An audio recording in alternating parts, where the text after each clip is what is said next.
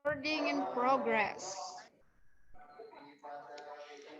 Assalamualaikum warahmatullahi wabarakatuh. Yang terhormat Ibu Sekarjati Pamukas MPD selaku dosen pengampu mata kuliah ekologi dan teman-teman semuanya.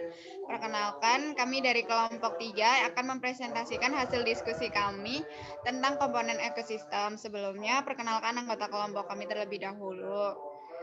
Yang pertama yaitu ada Mbak Latif Tasatiti Dewi, Mbak Anita Susilawati, dan saya sendiri Stiafrianti. Dan materi pertama akan dibacakan oleh saya sendiri.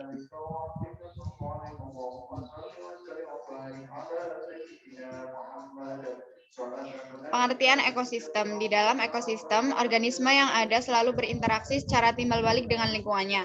Interaksi timbal balik ini membentuk suatu sistem yang kemudian kita kenal dengan sistem ekologi atau ekosistem. Dan kata lain, ekosistem merupakan suatu satuan fungsional dasar yang menyangkut proses interaksi organisme hidup dengan lingkungannya. Lingkungan yang dimaksud dapat berupa lingkungan biotik atau makhluk hidup maupun abiotik, yaitu non-makhluk hidup. Sebagai suatu sistem, di dalam suatu ekosistem selalu dijumpai proses interaksi antara makhluk hidup dengan lingkungannya, antara lain dapat berupa adanya aliran energi, rantai makanan, siklus bio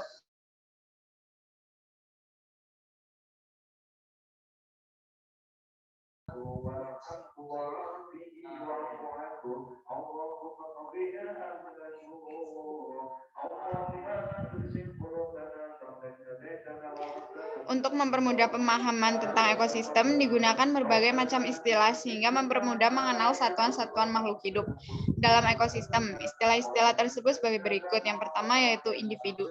Individu merupakan makhluk hidup tunggal dan hidupnya dapat berdiri sendiri. Contohnya satu tanaman jeruk, seekor harimau, dan seorang perempuan. Yang kedua yaitu populasi. Populasi merupakan sekumpulan individu makhluk hidup sejenis yang hidup di suatu daerah atau habitat tertentu. Contohnya beberapa ayam di kandang, serumpun padi di sawah, dan sekelompok anak di halaman. Yang ketiga yaitu komunitas. Komunitas merupakan sekumpulan populasi berbagai jenis makhluk hidup yang hidup bersama di suatu habitat tertentu. Contohnya populasi ikan, katak, kerbau, dan tanaman padi di sawah membentuk komunitas sawah. Yang keempat, lingkungan. Lingkungan merupakan segala sesuatu yang terdapat di sekitar makhluk hidup dan berpengaruh terhadap makhluk hidup itu disebut lingkungan. Lingkungan dapat dibedakan menjadi dua macam, yaitu lingkungan benda tak hidup yang meliputi tanah, batu, air, udara, dan cahaya. Lingkungan benda hidup meliputi semua komponen biotik yang berpengaruh terhadap makhluk hidup dalam lingkungan itu. Yang kelima yaitu habitat. Habitat merupakan setiap makhluk hidup memerlukan tempat untuk keberlangsungan hidupnya. Akan tetapi tidak sembarang tempat dapat digunakan untuk mendukung kelangsungan hidup itu tetap survive. Misalnya harimau hidup di hutan yang merupakan habitatnya. Berdasarkan proses terjadinya, ekosistem dapat dibedakan menjadi dua macam, yaitu yang pertama, ekosistem alamiah. Ekosistem alamiah adalah ekosistem yang terbentuk secara alamiah sebagai akibat pengaruh dari alam sekitarnya. Contohnya gurun, sungai, danau, hutan, dan padang rumput. Yang kedua, ekosistem buatan. Ekosistem buatan adalah ekosistem yang dibuat oleh manusia. Contohnya sawah, ladang, kebun, waduk, dan akuarium. Materi selanjutnya akan dibacakan oleh Mbak Latifta. Silakan, Mbak. Baik, terima kasih Mbak Istri. Yang kedua yaitu komponen ekosistem. Komponen ekosistem adalah suatu ekosistem alamiah maupun binaan selalu terdiri dari dua komponen utama, yaitu komponen biotik dan abiotik. Vegetasi atau komunitas tumbuhan merupakan salah satu komponen biotik yang menempati habitat tertentu seperti hutan, padang ilalang, semak belukar, dan lain-lain. Struktur dan komposisi vegetasi pada suatu wilayah dipengaruhi oleh komponen ekosistem lainnya yang saling berinteraksi. Sehingga vegetasi yang tumbuh secara alami pada wilayah tersebut sesungguhnya merupakan pencerminan hasil interaksi berbagai faktor lingkungan dan dapat mengalami perubahan drastis karena pengaruh antropogenik. Menurut Sundara Pandian, komponen penyusun ekosistem dapat dibedakan menjadi dua macam, yaitu yang pertama komponen biotik, yaitu bagian dari suatu ekosistem yang terdiri atas makhluk hidup. Berdasar fungsi di dalam ekosistem, komponen biotik dapat dikelompokkan menjadi tiga macam, yaitu produsen, konsumen, dan dan dekomposer atau pengurai.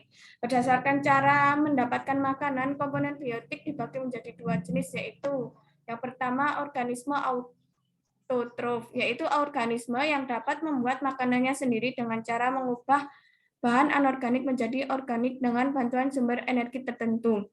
Berdasarkan sumber energinya, organisme autotrof dibagi menjadi dua, yaitu yang pertama yaitu fotoautotrof, yaitu dengan memanfaatkan sumber energi sinar energi dari matahari. Contoh alga tumbuhan berklorofil.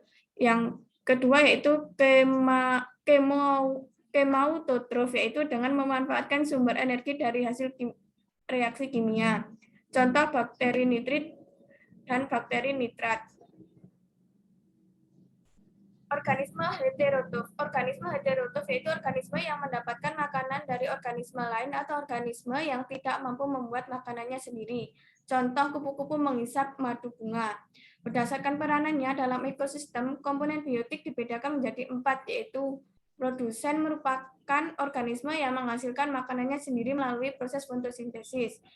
Yang kedua itu konsumen atau pemakan, yaitu organisme yang tidak mampu menghasilkan makanannya sendiri. Yang ketiga, dekomposer atau pengurai adalah mikroorganisme yang mampu menguraikan organisme mati menjadi bahan mineral lagi. Yang terakhir, detritivor, yaitu organisme yang memakan bahan organik untuk diubah menjadi organik yang lebih kecil lagi. Baik, materi selanjutnya akan dibacakan oleh Mbak Anita. Oke, baik, saya lanjutkan. Yang kedua, komponen abiotik, yaitu bagian dari suatu ekosistem yang terdiri dari makhluk tak hidup, seperti halnya dengan komponen biotik. Peran komponen dalam menjamin kelangsungan organisme dan terciptanya keseimbangan ekosistem sama besarnya. Komponen abiotik terdiri atas cahaya, udara, air, tanah, suhu, dan mineral saling ketergantungan antar komponen ekosistem. Yang A, tanah, merupakan tempat bertumbuhnya makhluk hidup dalam suatu ekosistem. B, udara atau oksigen dan karbon dioksida.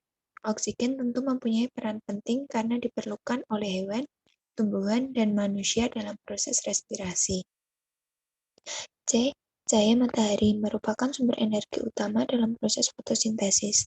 Karena tanpa adanya cahaya matahari, maka tumbuhan hijau tidak dapat melakukan proses fotosintesis. Hasil fotosintesis berupa bahan organik nantinya bisa dimanfaatkan oleh hewan dan manusia sebagai sumber makanan. Yang D, suhu. Terjadinya perubahan suhu dari panas ke dingin atau sebaliknya itu sangat berpengaruh terhadap kehidupan makhluk hidup yang ada pada suatu ekosistem. E, kelembapan. Kelembapan, daerah yang berhasil dingin seperti di pegunungan itu cenderung lebih lembab daripada daerah yang berhawa panas seperti pantai.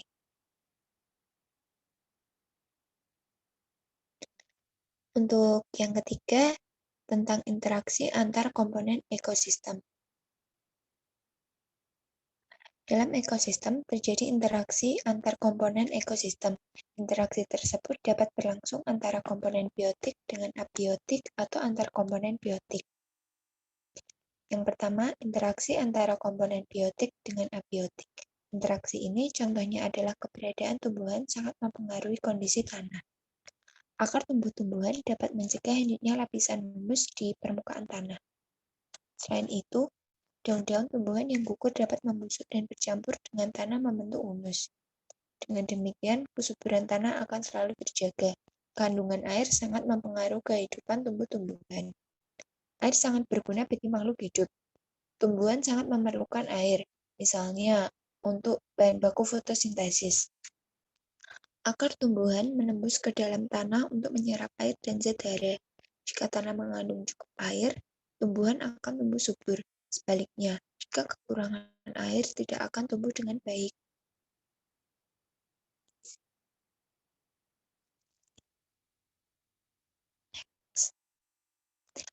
Yang kedua, interaksi antara komponen biotik dengan biotik. Interaksi antara komponen biotik biasanya berbentuk simbiosis, baik saling menguntungkan hingga saling merugikan. Contoh interaksi ini adalah pemangsaan predator terhadap mangsanya, seperti harimau yang memangsa rusa.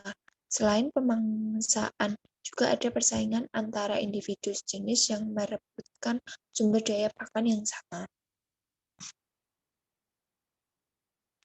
Berikut daftar pustaka yang kelompok kami gunakan dalam diskusi materi ini. Oke, terima kasih. Saya kembalikan kepada Mbak Isti. Terima kasih Mbak Anita. Sekian presentasi dari kelompok kami. Apabila ada kesalahan kata, kami mohon maaf yang sebesar-besarnya. Wassalamualaikum warahmatullahi wabarakatuh.